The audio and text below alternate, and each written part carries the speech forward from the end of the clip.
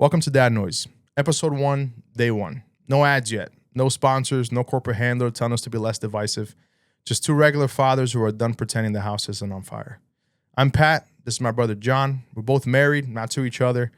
3 young boys between us, baby bottles, doctor's visits, and a growing list of people who think we're monsters because we believe in borders, biology, and the Second Amendment. We pay taxes so the government can teach our kids that they're either an oppressor or a victim, then wonder why we're angry. That's the show in a nutshell. 2 dads, 3 boys total between us, 0 filters. Every week we're going to talk straight about politics, culture, family, and the controlled demolition of everything our grandfathers fought for. We'll roast the far left when they deserve it, which is always. Call out the controlled opposition on the right when they deserve it, which is often. And never, ever apologize for wanting our kids to grow up in a country that still resembles America or Europe circa 1985. Expect loud opinions, dark humor, and the occasional kid barging in asking why the refrigerator's beeping. If that offends you, leave now. If it sounds like the conversation you have in your head on the drive home from work, pull up a chair. And with that out of the way, let's get into why we even started this thing. Look around. The West is committing suicide by empathy. We feel bad for the rest of the world, so we open up the gates and act surprised when the thing that made us worth saving and protecting in the first place start disappearing. Top of that list, Islam. 1,400 years of data does not lie. It's not a religion of peace that got hijacked. It's a supremacist ideology that still functions like a slow-growing cancer. It arrives as a minority asking for tolerance, metastasizes into parallel societies demanding special rules. And when it finally hits critical mass, it exerts total power. Churches close or burn, women vanish behind fabric, apostates disappear, and the natives either convert, pay the tax, or leave.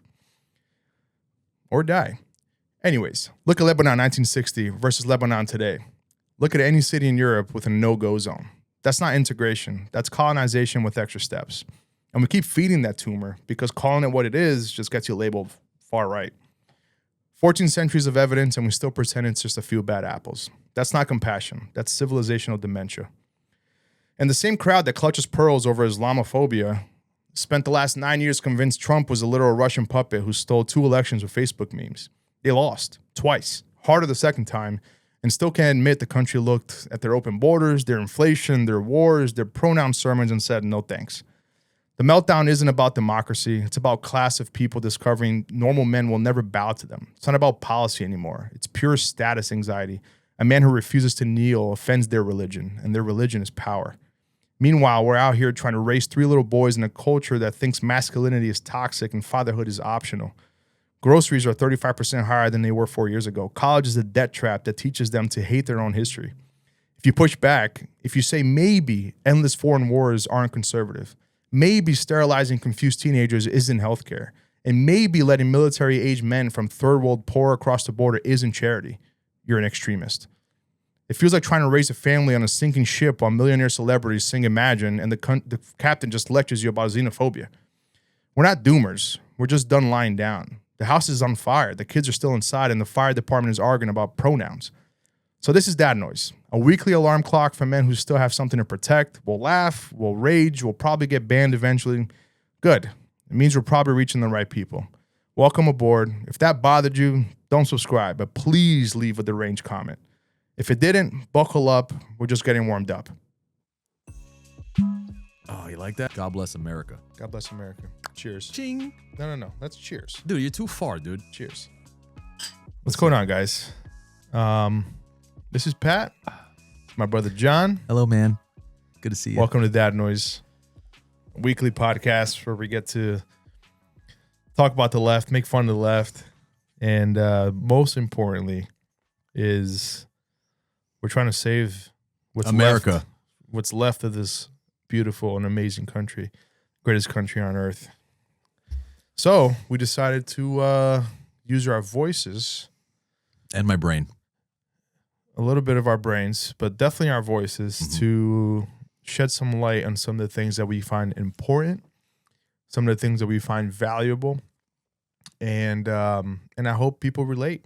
And that's really it. They will relate, bro. And if you relate and you don't like what you hear, great. Eat shit then. You're the one I'm supposed to be talking to. Yeah, eat shit. Eat shit, dude. Eat shit. Dog shit. Human shit. Eat it. I don't like it. Kiss my ass. So, Really like. yeah, I mean, we're new dads.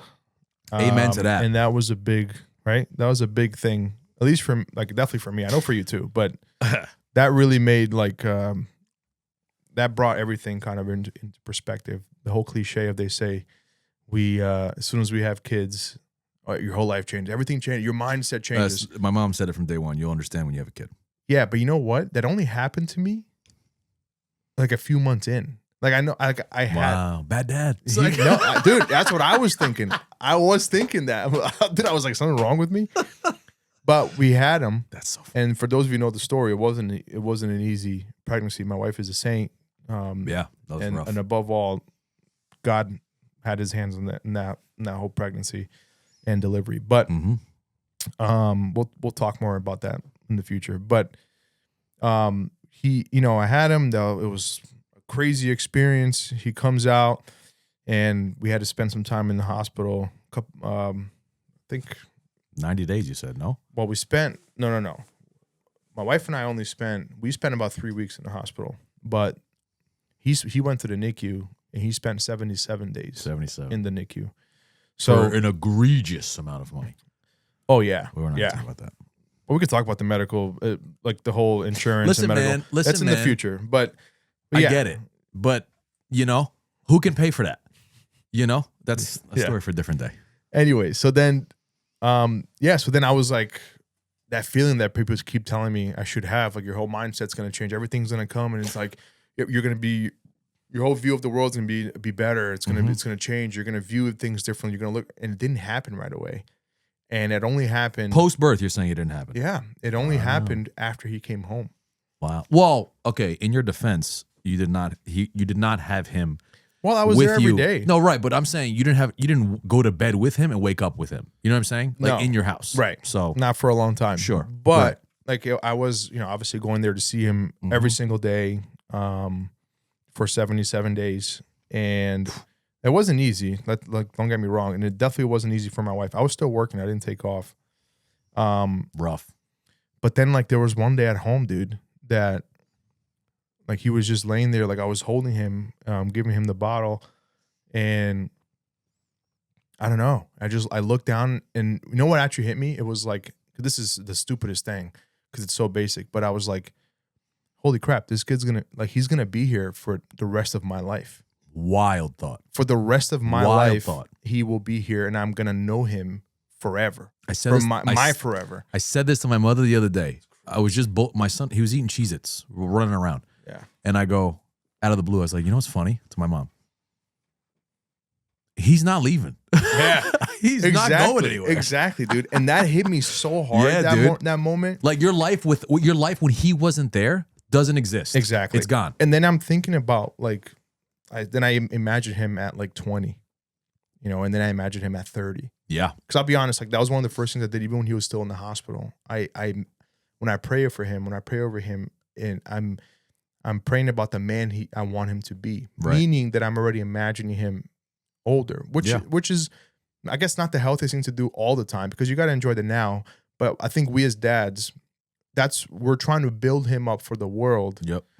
In a way that he can take on the world with everything that he needs. Yep. He's got everything that he needs to take on the world, and everything else he's going to learn on his own. Yep. But he'll have the ability to learn because of everything he was taught at home by me and my wife and I. So, but yeah, in that moment, it just hit me that he's gonna be here forever. I'm gonna know him forever, and I'm imagining him at 30, the kind of man I would expect him or want him to be, a wish that he is. You'll be 60. Crazy. Yeah, you're gonna be old. Absolutely insane. So you look old now. So us having kids, like us having children, I kind of spoke about a little bit about the whole experience there, but really, realistically, the reason we started this was because us both having children, and specifically 2 boys. Mm-hmm. Don't even do it. Listen, I want a girl, but no, we want a girl too. Jesus Christ. But the idea that like they're little us, they're mini us. Yep. And I'm sure you're the same way. We want these boys to be better men than we are. Keyword there, men. Yeah, better than us in every single way possible. In every way that I can possibly make him better than me. Yep. Is the idea. That's the goal. And we're going to talk, I'm sure, about those specific things, what those specific things are. And then in that same moment that I looked at him and I had that thought and I had that idea of him being here forever and the idea of him, of the kind of man I want him to be. And then all of a sudden you think about the world and the world that we are bringing them into. Cooked. We're bringing them into. There's no other way, as Clarkson says, there's no other way to put it. It's cooked. Yeah. And there's a level of fear there for me, because the first thing he's gonna, as soon as he goes out into the world, even as like a 5-6-year-old, the way things are going, he's gonna be blamed for being white, white, just white. I'm not saying white is normal. I'm just saying. No, I'm saying like normal. Right. Not I'm just saying he's going to be psycho. blamed for being white. That's number one, because now white people are supposed to hate who they are, hate their heritage, their culture, everything. Amazing. Because of something called privilege. Privilege can as if our life hasn't been like privilege, dude. Anyways, they're gonna be learning they need to hate who they are right from the get. They're gonna learn that there's no such thing as boys and girls, and wrong. They're gonna learn that in this postmodern world that there's no such thing as God, and that there's nobody there looking out for you who cares about you. Your parents don't have a say over who you decide to be or become in your life. In California, they're arresting. They just signed the bill. Parents do not have the right to. The school does not have to tell the parents if their child starts transitioning. Oh, I saw that. Yo. Imagine, dude. Yo. Just imagine. Yo. I dare you. Yo, I dare you. Yo.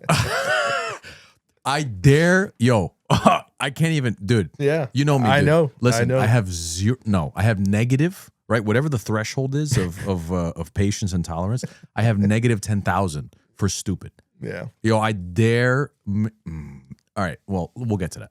I want to touch on Georgia's not there yet, but it's looking that way, especially Mikey, with our new governor. Yeah, Mikey. Yo, you know her name's like Rebecca. Is it? Some shit like that, I didn't dude. know Just what's your name, dude? Oh, I didn't know. Sorry, dude. I'll tell you right now, dude. Her name's know that. dude. I promise you, dude. I promise you. Her name's like dude. Yeah. Let me see, Mikey, dude. A woman, Mikey. Yeah. You know.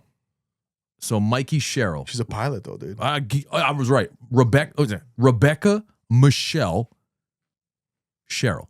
Yeah. Mikey. Imagine, yo. Name's John. What do you go by? Robert. Yeah.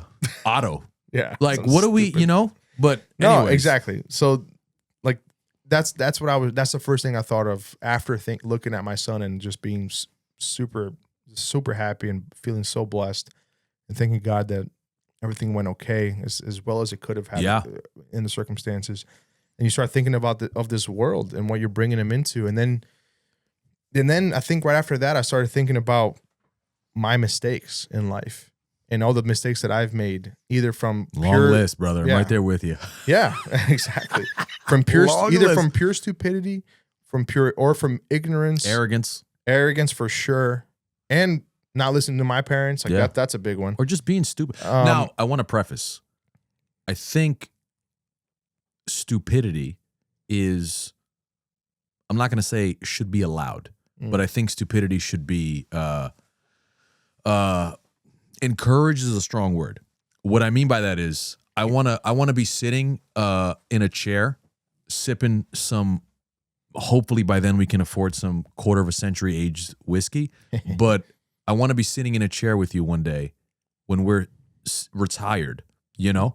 And we can, remember that thing we did when we were 28? Like, those are good stories. Yeah. So I think stupidity is, I would encourage a little bit of, I wouldn't say stupidity, but I would encourage a little bit of, like, live, you know? Yeah. But, I get what you're saying. But there's a cap. We have a lot of stories like there's that. There's a cap. Yeah. Don't go to jail, you know? Yeah, that's for sure. Exactly. No, I agree. I mean, and it's the whole cliche saying that the left hates now, but it's boys will be boys, right? Like, imagine saying that. Imagine. There's a level to that is obviously like, I guess you can look at it. It's like, oh, really? Like there's a level to where something that they do is so stupid that it's the whole boys will be boys thing does not work. But in a very kind of basic and like very just very chill sense. Like boys will be boys. So there's a level, they're gonna make mistakes. They're gonna do something stupid. They're gonna like break a bone because they thought they could jump off, like jump down a staircase. Yeah. Like or they I start did. skateboarding. Yeah, like You stuff know? like that. But anyways, so the world and everything like that. Then my mistakes. That was the second thought, and that's when it hit me, dude. And I was just like, that's when I had that feeling. That's when really my mentality changed, and because of that, there was a level of I was thinking, I need to do more. I need to not only do more, I need to be better for him, for me, for my wife. Yeah. There's more that could be done. I don't know exactly what that looks like yet, but there's something that I could be doing maybe to help with this process. And then after like some thinking, you and I were talking, I think one day, and then I texted you randomly one day, and I was like, let's get this podcast going, dude. Let's talk. That's not true. Yes, I reached out to you first. No shot. No, Dude, you reached out to me. I was poaching you for years, Yes, dude. yes. Years. But then I said I decided to make the jump. Not that it wasn't your idea. I'm talking about to pull the actually trigger. get Yeah, it, to yeah, pull I the agree. trigger. I said, let's Yeah. get this thing going. You, So you like that phrase? Pull the trigger. because You like that? because the idea is there's only so much we can do. Yeah. We're two dads, middle class. Are we even middle class anymore? No, I don't I'm know. poor, dude. Nowadays, I Poor. don't even know what that looks Poor. like anymore. But Well, we'll see. Let's go to New York with other Mandami. yeah, And- they'll give us everything. Yeah, give me everything you got, dude. So yeah, so we're two dads, middle class, who It's work. Our wives both work. There's only so much we can do, right? Yeah. But you know what? We do have this amazing thing of the internet that we can use, and then we have our voices Thank you, Jesus, for the internet, dude. and our thoughts and the absolute privilege that we live in a country that allows us to express our opinions and not go to jail like what's going on in Great Britain right now. Or get shot. But we could still get shot. I shoot. But dude. it's not like we're not going to shoot back. I mean, that's for Yeah, sure. Joke's on you. I dare you. So, yeah, so that's the big thing. It was in that moment I decided that my voice can be something, my ideas can be something that I can use, and at the very least, if nobody listens to this, my son will be able to listen to this. Ooh, I like that. 20 years from now. Archive. Yeah. I'm glad you brought that up. That's literally the reason. Right now, it could be 2055, and my son is listening to me right now as a 32-year-old man, and he's gonna get some ideas. Isn't that crazy? He's gonna get some ideas, and he's gonna get some. He's gonna hear some dad say something, and it won't. Nothing I say here won't be something I already told him face to face. But maybe it's one of those things. Like sometimes for me, I remember something my dad tells me, and it's not when he's telling me right then and there. It's something I remember later on for a situation that I may be in for if I need some help or something. So maybe it's exactly what he needs to hear. But regardless, he's gonna have me here on the internet forever, even after I'm gone. You'll be able to listen to things that I'm saying and advice, jokes, stupid talk, real talk, whatever. Brotherhood. Yeah, all that stuff. Like, so Imagine our kids hate each other. that'd be funny. That'd be funny. That'd be hilarious. That'd be hilarious. Well, if you guys listen to this 20 years from now, don't hate each other. Yeah.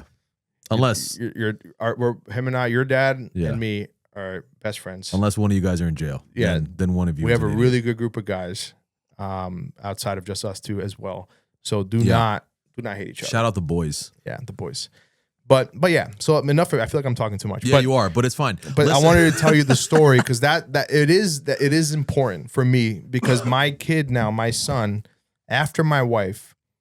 Well, let me change the hierarchy down in the order here. It's in our family, it's always God first. And I'm below God in this hierarchy, and then it's my wife comes before my child, and then it's my children. But because my children are young, and it's my responsibility to shape them up into children, into adults that people will enjoy being around.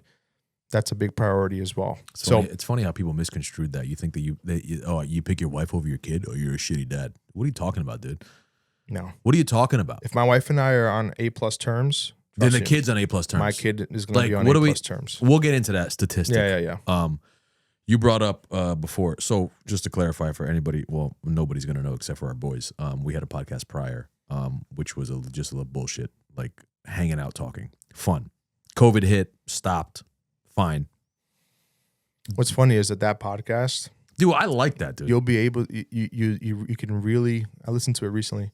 You can really only on Spotify see it's off Apple our Music. our immaturity. Yep. And the big difference in our lives, like of all the things that have happened with us getting married, because that was before we got married. I wasn't even engaged. Yeah. So before we got married, I think before we had children. Dude, I think the final episode, which was, because I was looking back on it on Spotify, March 2020, I think. COVID had just hit, and that was that was an episode we did with Dom. Shout out Dom. Dom, if you're listening, he's probably not. Dom, you're a scumbag. Text me back. That episode, I think, dude, I don't even know if I was dating her yet, my wife. I don't even, like, or maybe I was, you know, because no, I was dating her. Because I was dating her with, or I had started dating her when. With the other girl. Nah, I'm just kidding. Wow. You know, my wife's going to listen to who the hell is that? Who is he talking about? Who's that? Just kidding. No, you know why? Because that, that episode was a year after, because I think Marcus got married before COVID, and I was dating her. I started dating her a little after his wedding. So fast forward a year, so I was already dating her, but I wasn't engaged yet. Funny you brought up the hospital, because when my son was born, he had jaundice, and prior to that, is that the thing? That's what the blue light thing? Yes. So prior to that, didn't even know what that was. I'm like, is that a Slovakian name? I don't know what that is. So they're like, oh, he's got jaundice, which his skin was like a little yellow, or like whitish yellow. And he stayed at the hospital for one day. Right? So when me and my wife felt leaving him there under a blue light with he had like a freaking Ninja Turtle like mask, covered his eyes because the blue light was going to affect his eyes. They left him there. Luckily, there was a girl that we both went to high school with, who was a nurse there, and she was like, "Listen, he's fine. Like, I'll give you updates." Like, you know, she was texting my wife. I was like, "Thank God." But that one day, we left him there for one day, dude. One day, and I shit my brains. I was like, I like, like when you go to work or you got something to do, and you're like, the night before, you're like, all right, I got to bring this to work. I got to do this, and then you forget, and then your day is ruined. Amplify that by 20. And that's how I felt leaving the hospital, with not leaving with my son. I was like, what is life? Yeah. And then when we go back the next day, or it was, I forget when she gave birth, a Friday, and then like Friday at night, and then we picked him up on Sunday. So we gave birth for, I don't know, something like that. But he was there for like 24 hours, a little over. And we pick him up the next day, and then it's this little thing in a car seat, and I'm like, yo, that's a life that I am now responsible for. You know, like nurses are there helping you change diapers, helping you feed, whatever. Now you're on your own. Dude, and I brought him home. Dude, I was just like, oh shit. Like, this is a human being. Yeah. You know? And I can, like, we cried leaving him there. We cried. And I can only imagine what you and your wife felt for 2.5 months. Yeah. That's crazy. It was tough. Like I was working, but my wife, so I could only go there either before work or after work. Yeah. But my wife was there every day, every single day, for sometimes more than a work day, like pretty much the entire day, like just there. And when I'm imagine, like, I'm trying to work, and especially like the first week or so, your mind's not there, bro. The first week because I mean, obviously I took a few days off when he was born, but then I eventually had to get back to work the next week. And like my mind wasn't there. It's very hard. It's very hard because you feel very powerless. You feel very helpless, not only to the baby that you can't do anything for at this point, but also to your wife who's it was tough. Like, she emotionally, dude, she was, if anything, like stronger than I was. We'll never understand how that everything feels. she was doing, like, trust me, there were tough nights, like, where we'd both be, definitely praying to God that everything is going to be okay, because everything was still so uncertain at that point. Yep. We didn't know there's so many possibilities of what could have happened to him in that time. He was born just so for reference, at 2.5 pounds, go and pick up a 2.5 pound dumbbell. Those little things like That's so or fragile, go dude. pick up like That's a plate, dude. That's big, like 2 plates. like those mugs, like a couple, Yeah, like those dude. big coffee mugs. Like it's 2 pounds. Like go pick something like that. That's why he was born. I remember fitting him.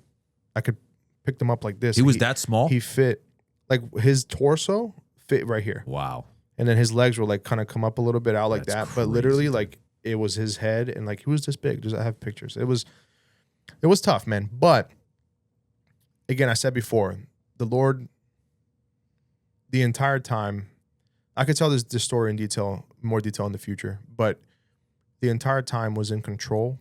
There were miracles in the span of 20 minutes within him being born, things that happened that are inexplicable. And when I tell the story, there's going to be people that are going to be like, "Oh, it was just you weren't there." Of course, dude. No, that's okay. I'm just saying naysayers. That's people fine, weren't dude. there. That's fine.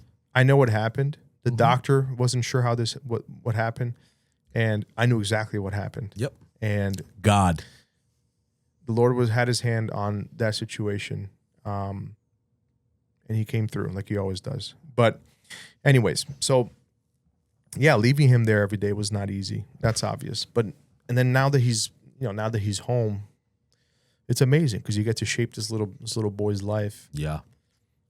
while trying to navigate this crazy world we're in a state like New Jersey. That doesn't, you want to give your wife and your son everything. Hellhole. And you have to, and here it's very hard to do that, to make your money go very far. $500,000 for 1,100 square feet. Yeah, it's very hard. Or $3K for rent. But $3K. and just for reference, I also have a teenager at home, as you know, and navigating that has been interesting. 2 different worlds. Yeah, I got a teenager before I got 2 different worlds. before I got a newborn. 2 different worlds. And what's interesting is with him, you really see the impact of society. Yep. Because at 16, he's at an age of He's 16 now? yeah, everything is absorbed. Everything is so absorbed because he's old enough where he knows the difference between right and wrong, but he's also trying to navigate fitting in. Yep. To the world, to school, to his friends, and you can see some of the what do you call it? Some of the decisions that he has to make, whether with his clothes or with his hair, all these things that are somehow molding the person he's going to become one day. Because he's still becoming that person. He's not who he is yet. Like I was 24. I wasn't that. Exactly. Yeah, but you can see like that moment, and then from the outside looking in now, for me, like obviously I was 16 once, but I didn't look at it that way. But now looking at him, you really get to see those decisions being made in real time. And you could see the impact of the world, the negative impacts of the world on these teenagers nowadays. What the schools, TikTok and social media in general are teaching these kids. It's a world that hates the truth. It's a hates world more than that. Yeah, it's a world that hates everything that made civilization great. And our civilization. And they're teaching the West, and they're teaching our kids that in school, whether by design or not. We can argue that. Both. But I think it's a little of both. Sure. But it's happening. And the problem is men like you and I, for the most part, for the vast majority of the time, are just sitting silent and not today, baby. Not standing up to that stuff. And we're going to talk about a lot of that stuff here on this podcast. So you guys just know that's going to happen. But I'll give you this, though, as a bright side. 16 years old, and he's not an idiot. So there is hope. He's not an idiot. There is hope. He's not an idiot. But that's not by a lot of effort on, of course, on both your parts, for sure. My wife's. But I'm saying you have a child who, in a world of, and it's not the entire world. I think that what you see on the media, right, and it's not just algorithm, right? Because I think that a majority of the bullshit that you see is not accurate. right? Yeah, is there stupid out there? Yes, especially in California. Yeah. But it's not everything. But from a kid who's in high school, and you can be molded or persuaded any which way, and he has not, I'm sure he's fallen, as we all have at that age, and he will fall and continue to fall. Yeah. But he's going to get back up. Yeah. But he's not fallen in a trap or a mindset of just filth. Yeah. For you sure. know? And so with For that, sure. when I see, like, I think last time I saw him, I think we went to Danny's house to play Dungeons and Dragons. No, just kidding. It's Risk, dude. It's Risk. Playing Risk. We don't play that. We played Risk. It's a great game. Great game. Shout out Risk. No, dude, you saw him at Friendsgiving. Oh, that's right. And Joe, I don't want to get demonetized, but ready? Normal kid. Normal. You know? Yeah. And yeah. it's so when I that's almost something to be proud of today. Yeah, dude. Oh, your kid's normal? Dude, that's incredible. Incredible. Like, And I'm like, oh, look, there's hope. So it's not all the shit that you see, yeah. you know, Yeah. on the internet. You know, so I got hope, dude. But here's my problem. Yeah. Unlike you, because I think we both have the same mentality. I told you this earlier. I think we both agree on probably 90% of things. Mm-hmm. And of what we agree on, I think your needle is more like redlining, where mine's like yellow. You know, I'm definitely a red line. yeah, I keep it like I mean, listen, my RPMs are I'm hitting it, but you're constantly over the line. But That's a funny analogy. but you know, my issue is that, yeah. and you've known me for probably we're going on. I think we've surpassed 2 decades now with the entire group, but you've known me for 2 decades now, and I've definitely lowered the volume, but I still struggle with patience. Mm-hmm. I don't have patience for stupid. Like what you brought up earlier about teachers in California can't tell their parents or won't tell parents of kids who are transitioning. Yeah. Yo, I dare you. Yeah. I dare you. Dude, I will be in the school tomorrow. Yeah. And I'd be like, excuse me, quick question. Are you stupid? Yes? Okay, because I'm not. So keep your filth out of my son's ears. Yeah. And any future kids I have, right? Because here's the deal. My kid, my house. Your job is to teach, okay? Not spew your ideas. Right. If you wanna teach history in middle school, high school, elementary school, whatever the case may be, and when you clock out of your shift, you want to go home and you want to put on a furry costume and go dance around with more furries. Yo, go do that. No problem. Do I think you're weird? Yeah. Weird is like I think you're the weirdest person. fetish I've ever seen. Yeah, But you remember when we were growing up in high school and like the weird kids were like the kids that like listen to like Slipknot and Green Day. Yeah, it was just like those are like the emo kids, the emo like, kids or whatever, dude. Yeah. I'd rather be emo. Yeah. Than the shit that I see now. That's pretty much normal now. That's normal. Yeah. I mean, it was normal. It was normal back then. It was just like it just wasn't the majority. It was a different clique. It was a different clique. It was a different clique. Exactly. Now, the shit that I see on the internet, I'm like, yo, there's no way. Yeah. There's no way. Yeah. You know what I mean? And 2 plus 2 is 4, bro. And if we stay silent, I will not. right.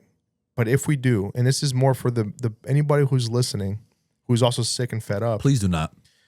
If we stay silent, our kids will become what the world now celebrates. Yeah. So, and that's a big point, because think about what the world celebrates now. It's degeneracy.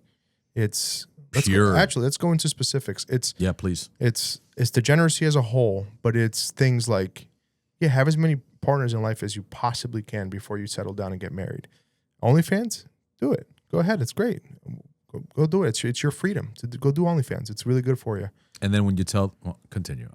I'm not gonna get into this. Well, yeah, it's that's all that actually falls under the umbrella of degeneracy. But it's you don't have enough money for something, or your life is hard. Sell your body. It's not your fault. It's the government's fault. Oh my God! Not only is it the government's fault, and they should pay for everything. It's not that. It's actually the other population's fault, or it's the other group of people's fault. I will say it's never our own fault. So it's never our own fault, John. I will say that there's a certain way to raise people, kids, children. Okay. Right. Now, if you're an idiot, man or woman, Right. right, and you raise, my wife sent me a video today about a mom. The dad was trying to get the kid ready or some shit. The room was a mess, just shit everywhere. And the dad comes in trying to get the kid ready or some shit. The mom barges in, you're not taking him. And the mom grabs the kid, hugs him, jumps into the bed. The dad's trying to rip off the kid, and this is all caught on like a baby camera. I mean, the kid was like a toddler, probably like 6. Yeah. Ripping the kid from the mom, like ripping the mom's shoulder out, ripping the kid, and he wasn't doing harm to the kid, right? And the dad had posted this, and he was like, look what my wife or my baby mama did, and I'm like, yo, this is parenting to you. Yeah. They weren't hitting each other, but they were. Yeah, but imagine the kid there just being pulled between both parents. Dude, me and my wife, God forbid, my son's not talking yet, right? But if I let out like shit, like I'm like, or my wife does, I'm like, oh, watch your mouth. You know what I mean? Like don't, like, let's not, you know what I mean? Yeah, for sure. But actions too, dude. My son, and you'll see this in a year or two or whatever when he gets his like 2. He now has the understanding of stuff. When we like, I wouldn't say discipline, but when we say no, he thinks it's funny, right? Try and change the diaper, he like kicks, dude. And obviously this is not malicious. He's a child, right? But he'll kick his legs out because he's trying to change the diaper, right? And he kicks me in the face, right? And I'm like, stop. And he does it again. And I'm like, stop. And he does it again. And he kicks me. I'm getting kicked, dude, right? So like sometimes I'll be like, smack his arm, stop. And then I'm like, did I do the right thing?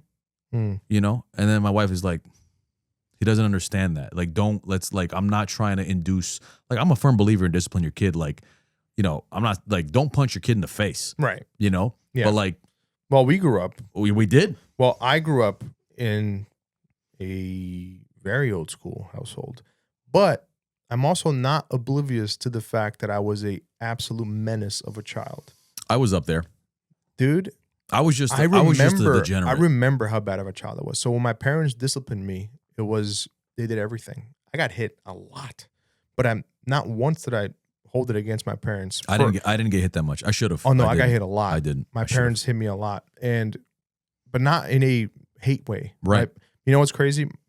My mom hit me more than my dad did when I was really like when I was smaller. But my dad, when he would hit me, almost every time, not every time, but almost every time, he would cry after, and then he'd wait. He'd come back in the room and say, "This is what you did wrong, and it was a very bad thing to do. And the only reason I did what I did is because I love you, and I'm trying to show you that this is wrong, but you keep making the same mistake." You know what that's called? Liberals are being a man. It's just being a father. That's what that's called. Yeah, and honestly, and then me as a kid, I understood what he meant. Like, and the thing is, because we think kids are stupid at like 7. Like I knew what I was doing was wrong. Like it's not like the kid doesn't know. I know what I'm doing is breaking the rules. But you do it anyway. And if my dad's disciplining me, I know why. I'm not sitting there asking why. I'm asking him to stop because it hurts. And by the way, it was never over the top. It was never something like crazy where they beat the hell out of me. It wasn't anything like that. It was a few like smacks in the ass or something. But it was like, but I always knew why. Like I always knew why. Like, let me tell you a quick story. We were at a wedding. And those weddings in like those. How old were you? It was like a farm. At this point, I'm probably like 6. Oh, so you're in Brazil. Okay. It's like in a farm and there's a pool at this wedding. It's just a nice pool with the lighting right in the middle there. Saying nice pool at a farm is crazy, but go ahead. Well, it's like in Portuguese, it's whatever. It's it's like it's a really nice farm, really nice, really really nice farm in the favela, yeah. And there's a big pool. Dude, there was a lady walking by. I just pushed her in the pool. Just savage. At 6 years old. Savage. You're a scumbag, dude. Right. What do you think my parents did after that? Pushed you in. No. They beat the hell out of me because I pushed the lady in the pool. And I'm not sitting there saying, how could you be doing this to me? I'm sitting there saying, I know what I did is maybe I don't know how bad it is, but I know that it was bad. You know what's funny? And I got hit. And guess what? I never pushed the lady in the pool. But you again. know what's funny? I don't mean to interrupt you, but you know what's funny about that is because I'm sure you and your wife feel this now with your oldest, but you're gonna experience it with your newborn. It's like something that always clicked, like something that never clicked for me growing up as a child, but it clicks now. Is like when we were growing up, 16 and younger, I would say, and your mom or your dad would be like, "Don't embarrass me." And now I'm like, "Yo, I get it." You know what I mean? Because I tell my wife all the time, "Yo, right now I have a toddler, but when he's 9, 10, yo, don't embarrass me because I will go in the car and we'll go home." Yeah. And you're like, "Oh, I'm embarrassed." Yeah. I'm embarrassed.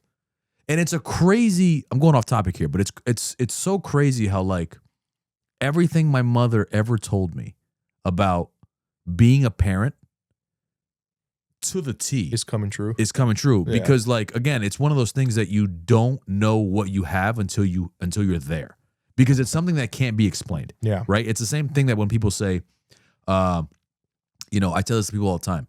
Like I got a coworker who's he's younger than me, probably like mid-20s or late 20s, whatever. He's got 26, 27, doesn't matter. His girl is pregnant and she's probably the same age.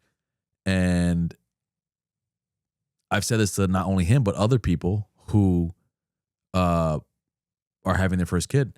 And I'm like, yo, it's a sense of love and care that you've never had before. Yeah. Right. You can love your brother, your sister, your family, and then you have an elevated love for mom and dad, and then you have another I would say category of love for your spouse. Right.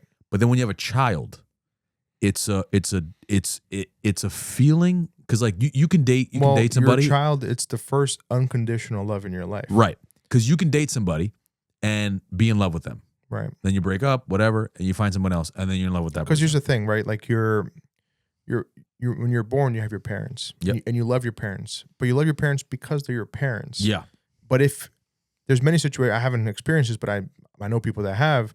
There's so many times in life where the parent does something to a child, and the child ends up hating their parent. Yeah. Because or just a shitty parent. Because that's what I'm saying. Like they were a bad parent, and the child ends up hating their parents. Yeah.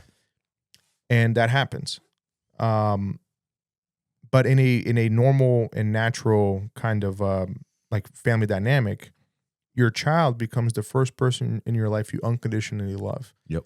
Because for my wife, I had to learn to love her. I have to choose to love her every day. Ooh, yeah. But I'm saying, but I had to learn to love her. I learned who she is, find out who she is, learn about her, get to know her, and then I slowly fell in love with her.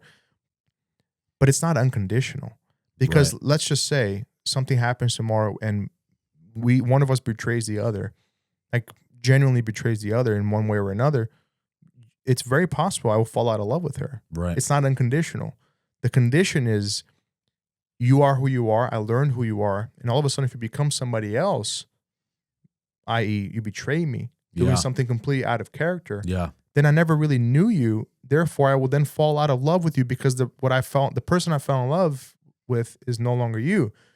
But your child is your seed, literally your DNA. Yeah. Now, no matter how much they mess up, no matter how much they make wrong turns, it's your job to fix their compass, at least for a little while, at least until they're 18. But even then, after that, I still believe your whole life you're going to be in your kid's life.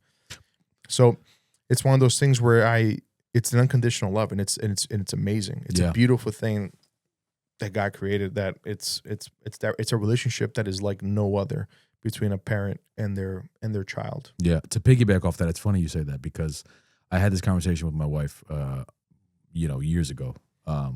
It's probably before we got married. Like, if you had asked me 10 years ago if I was dating somebody, right? And what if that person cheats on you? I'd kill myself. I'm gonna kill myself. I'm destroyed forever, right? Now, the relationship, forget dating, marriage alone. Mm-hmm. I have been with my wife. Oh shit! It'll be 4 years this month. Mm-hmm. Married, 4 years married. That's Married. crazy. Yeah. 4 years, time flies, dude. So 4 years married, right? Marriage alone. That marriage alone is the longest I've ever been with someone prior was a year. So I've already been married to my wife. Forget the engagement, forget dating, for 4 years. Yeah. Longer than any other person I've ever like dated in my life. And we've had this conversation. Like you said, if there's if there's ever a falling out, a betrayal, I've said multiple times to her, like, not like, oh, I'll be fine. Like, I'll be heartbroken. Yeah. I'll be destroyed. But that love, like what you just talked about, like you can fall out of love. It's not that I'll fall, like, sure, I guess It's not something you want to do. Right, it's something you want to do. It's something that, but if, depending on the level of betrayal. Right, and same goes for her. Like, yo, if there was anything that broke us apart, whatever it was, people automatically go to cheating. It doesn't have to be cheating. It could be anything, right? If that changed, I would be heartbroken. I would be upset. But I have, I'll be able to pick myself up and keep walking. Yeah. I may not be happy about it. I may be upset, and she'll do the same because I'll tell you what, we have this is, again, a story for a different day, but we've had this conversation plenty of times. Like when you look at me and my wife, we have, like, in terms of like hobbies, nothing in common, which is hilarious. Like, my wife and I too. I like cars. She can care less. Yeah. I like TV shows. That's probably the one like thing we have like in common. But like I have to sit her down. Like I made her. Like I didn't make her, but like I was like, oh, try Game of Thrones. She's like, oh, it's pretty good. But she doesn't have that fire that like you, me, and Danny have. You know, like just love Game of Thrones. Music couldn't be further from, like, completely different. Yeah. But like what we have in common that makes us whole is we can be ourselves around each other unapologetically. Yeah. And that comfort, that type of love I've never had before. Mm-hmm. Yeah. That but makes yeah, sense. it's like, yeah. So like that whole thing about like the unconditional love for your kid is awesome, because again, it's the only one you're the only time you can have it. Like, I feel bad for people who don't have kids, because like there's a whole group, by the way, online. I see like the women posting like, just woke up at 10 a.m.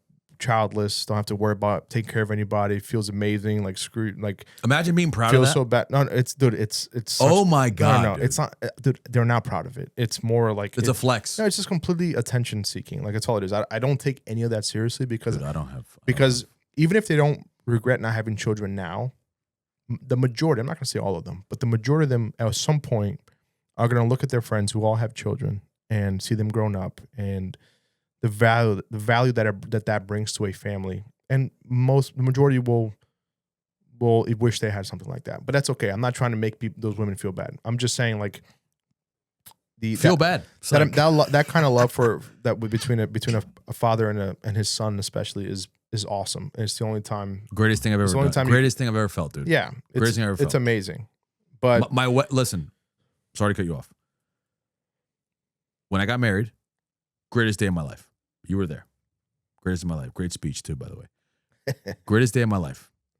When I got married, and still on my Mount Rushmore of days that I wish I can go back. For anybody and I've had this conversation with other people, like people who are engaged. My coworker, who you met, but he just got engaged, and he was like, "Oh, I don't want to do something too big." I was like, "Yo, you don't have to," but I'll say this to you.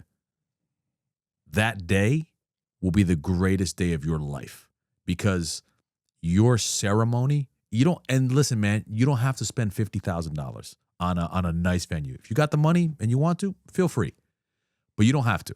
Yeah. I think, to be honest with you, of all the boys, we've been to all our boys' weddings. We've all been a part of it. Mm-hmm. And I would probably venture to say, I think my wife would probably agree that yours was the best venue, but it wasn't about the venue. Oh, thanks, bro. It was not, I don't remember trying to think who else. My wife had a good choice. Had a good, It was very she nice. made a good Very nice venue. Very classic, feel to it. I appreciate that. But I think you had the nicest venue. And it's not shitting on anybody else's. I thought everybody else's was great too. But I think yours is the nicest.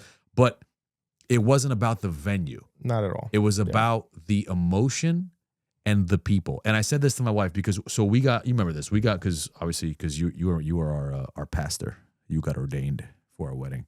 I am still ordained. You're legally ordained. So we got married in court, right? And then we had the ceremony 5 months later, right? And off the rip, we were like, I don't know if we're gonna have a ceremony. And I was opposed to it. I was like, you know what? I don't care. If you want to do it, I'm on board. If you don't, I'm on board. Whatever you want is fine with me. Yeah. And she was like, no, I think we should do it for our families. I was like, okay, fine. So the best decision I've ever done was doing that ceremony, regardless of the amount of money that we spent, tens of thousands. Yeah. I think we spent like $8 million. It's like, but it's not cheap, dude. You know what I'm saying? I could have got 2 used cars for that price. Yeah. Or more if I shopped around long enough. Cheap. But it was so good to see my friends, my brothers, right? Like, because I'm an only child, but I consider you guys like family. For sure. And to see my brothers, to see my family, my aunts, my uncles, my cousins, my mom, who shit her pants that entire day emotionally, to like that. And my wife will say the same thing to you, that seeing her dad, her mom, her sister just be so, everybody there, like not the spectators, right? The people who you invite, which, they're there. That's great. Come, celebrate with us. We love you. You're part of the family. But the people who are involved in the wedding, best man, bridesmaid, groomsman, maid of honor, all that stuff, mom of the bride. That's who it's really for. That's who it's for, dude. Yeah. And to see everybody emotionally vulnerable is such a good feeling. Yeah. And if we could, we talk about this all the time, me and my wife. I was like, yo, we're doing a 10-year anniversary, probably a little smaller, but gonna invite the groomsman, the bridesmaid, and just maybe like we didn't do vows because we're out, we think outside the box, not disrespect anybody who does vows, but like I didn't care, right? Yeah. But we want to do a 10-year ceremony, and I'm like, yo, like such a good feeling, and it's great, dude. But having the kid, trump that. Second best, or became the first day. Trump that. Shout out Trump. The best day. Shout out Trump. Donald. Trump. No, exactly. And then just to add on to that whole feeling you just described, the society doesn't care about that. Nope. Right? They don't even talk about that. And it's the simplest thing. Well, marriage in itself is getting redefined. Gender is getting redefined. Family. I mean, they can try. The idea of family is getting redefined. Masculinity is getting redefined.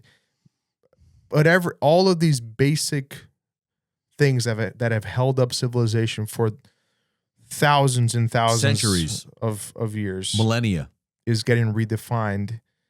But it's not getting redefined because these people are brave or because they're virtuous. Because they're bored, dude. No, it's because we stopped drawing the line. Like, yeah, I got a line for you. It's dude. because men. It's men here because men stopped drawing the line. Men because of penis. Men stopped drawing the line. Like we stopped fighting and being with our voices. We stopped speaking out against evil. We stopped speaking out against the things that are destroying the very things that we absolutely love, which is the family, which is the ability to go out and step into any neighborhood and go shop somewhere and without fear of getting mugged or without fear of somebody coming up and attacking your family in these neighborhoods. We're in New Jersey, dude. There's a lot of that. Like, there are neighborhoods like that all over the place here. So, North Jersey. Sure, well, even in South Jersey. But I'm saying, like, it's one of Atlantic those things City. where, like, Yikes. it's because men stopped drawing the line and other men stopped caring. Yep. Pussies. They've sure. given up the the strength that comes and the responsibility that comes with being a man in this world. Not downplaying it. I'm not. If you're a woman listening to this, don't listen to what I'm not saying. I'm not talking about anything. When I'm talking about men, doesn't mean I'm down talking your role also in civilization. It's obviously critical. So don't take what I'm not saying. Don't listen to that. What I am saying though is that I can only speak for myself. Men have stopped fighting, talking, and arguing in the public square of ideas. And what happens is these loud voices start propping up. And these loud voices now seem like the majority. They seem like the loudest voices in the room. And because they're so loud, they seem like it's most of the people in the room. When you come to find out, it's really not. Mm-hmm. Most of the people in the room are very neutral people who believe in the most basic of... You say neutral, I say normal, but... Right. Well, you're right, actually. I'm going to say normal because neutrality is... You don't have a stance. Neutrality is surrender. Right, I agree. Yeah, no, neutrality. You have to pick a side. Yep. You can't just take... That's exactly what I'm saying. That's actually the whole point. It's people. Everybody decides, oh, I'm just going to stay quiet and let these people deal with this, deal with all the mayhem that's going on. It's like, no. Neutrality is surrender. Neutrality is the reason that things are getting this bad. It's because we let insane people into our government, first off, to become, forget the president, just the House of Representatives and the Senate are full of nut jobs. Jasmine Crockett. Sure, absolutely. AOC. But full of nut. But even Biden. Dude, even some on the right. Like, I'm not even going to let I'm a conservative 100%, but I'm not even necessarily a Republican. I'm a conservative. I am first and foremost, I am number one a follower of God. You want to get into this? I'm a follower of Christ, number one. Well, we don't have time to get into it, but we will. This will be the next one. Okay, fine. This will be the next one. I just want to lay the groundwork for the next one here. Sure. Because I'm a conservative. And I'm a conservative not for the sake of being conservative. I'm a conservative because I know and I see the things that have been valuable in our history, and they're trying to destroy that very thing. And like I said before, the more we stay neutral and let these people in power do what they want, the worse things are going to get for our kids. They probably won't get as bad for us, but our kids, right? Like your grandson or granddaughter is going to inherit this world. And that's the problem. That's the reason men cannot stay silent at any generation, because it's that whole saying, yep. Great men create great times create weak men create bad times create strong men, and then now it's a circle. So right now we're in the weak men creating bad times moment. Yep. We just came off of great times post-World War II. Economy was booming. Everybody could afford a house. Men and women. No, the Civil Rights Act, all these great things happened post-World War II in this country. And what happens now? Now everybody hates this country. Now all of a sudden this country is the country of bigots, and the country of racists, and the country of misogynists, and the country of, like, that's what this country People is don't now. even know what those words when mean, everybody here, white, black, Spanish, Asian, I don't care. Everybody has the exact same opportunity, sure, to do whatever they want to do in life. What you do with that opportunity, your result is up to you. But the base opportunity, the start, your starting line is the same as everybody else. Mm-hmm. And people that claim it's not, I got numbers to show you, and I'll bring them next week. But that's the problem. We cannot, as men, stay silent anymore and allow these people in power, these idiots in power, to continue just taking us for a ride as if we don't notice what's going on. Because it's not meters by meters. It's centimeter by centimeter that we lose everything we love. It's not by chunks. It's little pieces here and there. When cheap gas prices used to be 99 cents, now cheap gas prices is $2.50. $2.50. How did we get here? $4. Well, how did we get here now? Like Joe Biden. So gas price goes up to $5, and then all of a sudden we freak out. And before it went up to $5, it was $2.50. But now when it drops to $4 or $3.50, oh, we're happy now, and we forgot about the $2.50. Bro, it was $1.90 when I got. Well, the point is, things just get worse, and then it gets a little bit better, and people are satisfied. But it's not as better. It's not as good as it was before. And slowly but surely, we lose chunks of our identity. We're losing chunks of our freedoms. We're losing chunks of what makes this country the greatest country in the world. And if it keeps going this way, it won't be the greatest country in the world for much longer. And there are countries out there and there are people out there, religions out there who are trying to make sure that happens, trying to make sure that they destroy what this country stands for, what the founding fathers wrote down in that Declaration of Independence, wrote down in that Constitution. So we'll talk about that. We're going to go into that next episode. I think we should, at least if you're up for it. And let's not be conformed to the evil that we see out there day in and day out. We're called to stand out. We're called to be different, and we're called to uphold the values instilled in us by, number one, God, and number two, I'll argue, just read a little bit of history. The values that built this country made it the greatest country in the world, and we are trying to destroy it for the sake of, I could name a million things, for the sake of transgender, of equality, for the sake of this, equality gets sucked my ass, as if everybody isn't already equal. Like, so it's men out there, listen, speak up, go talk to your schools, your school counselors, go talk to the Board of Education, go talk to your wife. 100% be a leader in your house. Be a leader in your house, for sure.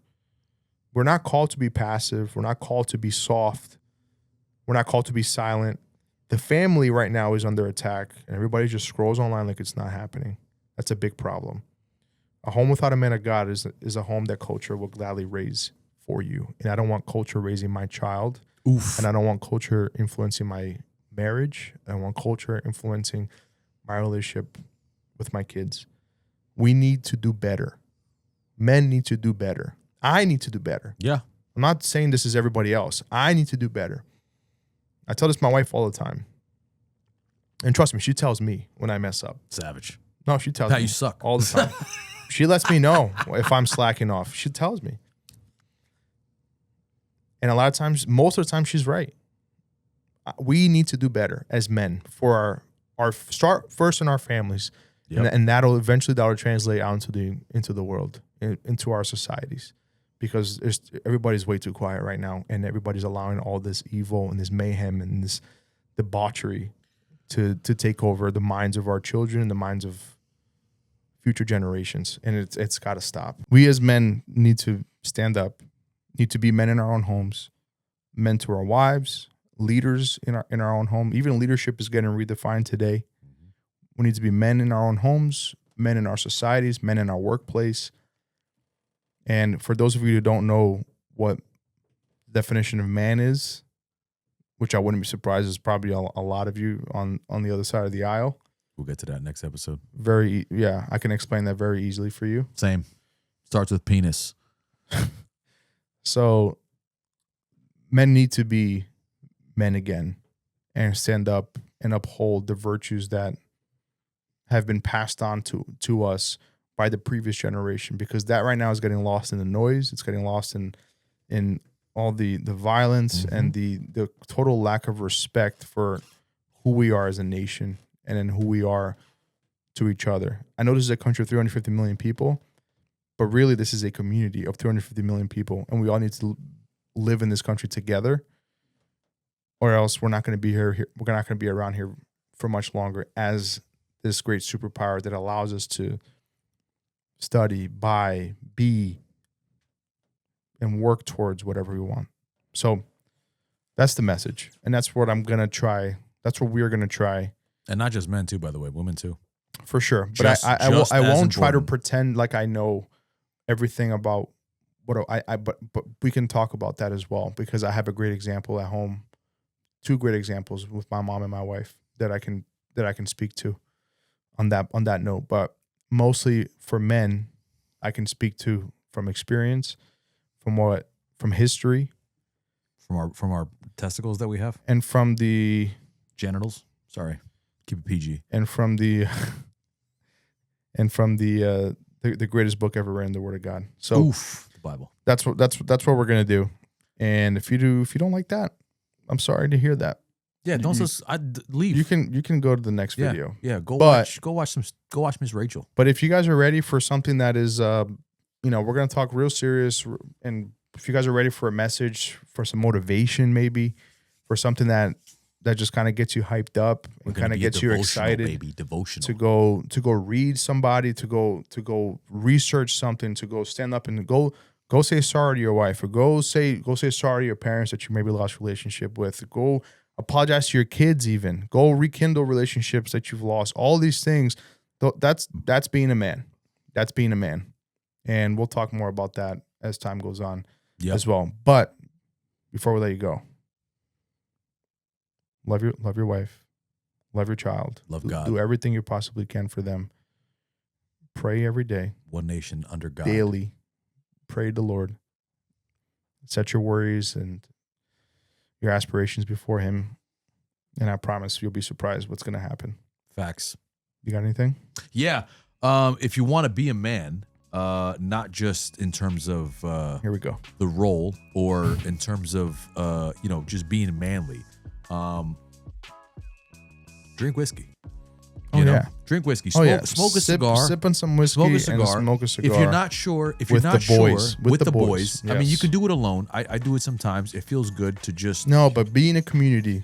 For sure. Be in a community with the boys. Go to a cigar shop. Most cigar shops allow you to bring liquor. I think all of them do. You bring your own liquor. You smoke a cigar, and cigars aren't expensive. $10, and just have a good time. Talk to the boys. And if you're not sure, because I want to preface this, you may not agree. Jack Daniels blows, right? None of that bullshit. Check it out. You need aged whiskey. Shout out. I'm gonna get the. We don't need a shout out, dude. We're not sponsored. All right, don't shout out, dude. But it's good, dude. It's good. Yeah. Let them know. It's good. Aberlour Distillery. What is that? Speyside single malt Scotch whiskey. Oi. It's aged 12 years, man. No, it is delicious. All right, it's very good. I haven't drank it enough while we've been talking. It's very good. You know how people, how like you combine, like I'll give you an example where people say red wine with steak, right? Cigar, not that bullshit, a real cigar, all right? With nice whiskey. Hits the palate like no other. Trust me, I know. I've done it for years. It's good. Anyways. We'll see you all next time. Yeah. I love you all. It's been real. Subscribe, like, share. Yeah, let other men know. Let them know this is what's starting out.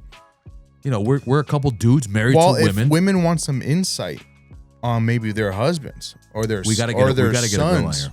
Steph said she wanted to join. We're gonna get some women on here on the pod Steph as and well. Danny together. But that'd be great. Send this to your wives. Send this to your husbands. Well, something they can listen to on the way to work. Yeah. On the commute. Watch. But appreciate you guys. Like, share, subscribe, send it out. Love you all. Yeah, we're not interested in money. We're just interested in the truth. Nice one, John. You like that? You like yo. Sometimes, dude, my brain, dude, just whoop. See you later. Very nice. All right. Anyways, peace out, yo. Salute.